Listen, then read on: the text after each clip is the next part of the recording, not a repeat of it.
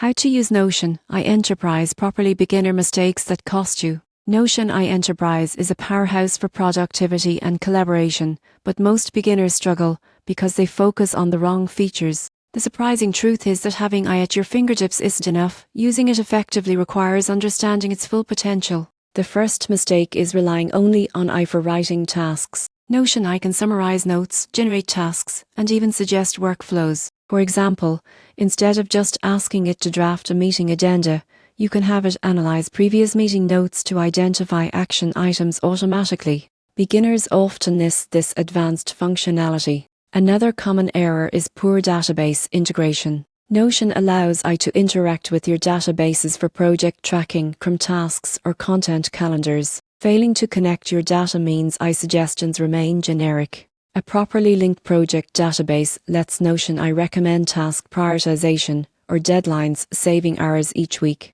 A third mistake is ignoring team collaboration features. Notion iEnterprise can tag team members, suggest updates, and highlight inconsistencies across shared documents. Beginners often keep iUse personal, missing out on organization-wide efficiency gains. Many users also overlook templates. Notion offers i-powered templates for workers, product roadmaps, and content planning. Starting from scratch every time wastes time and prevents you from leveraging best practices. Finally, some beginners fail to train i with company-specific context. Feeding it relevant documents, style guides, and project data improves output quality. Without this, suggestions may be generic and require heavy editing. To use Notion iEnterprise properly, explore beyond writing tasks, integrate databases, use team collaboration features, leverage iTemplates, and provide company-specific context. Avoiding these common mistakes ensures your iExperience boosts productivity,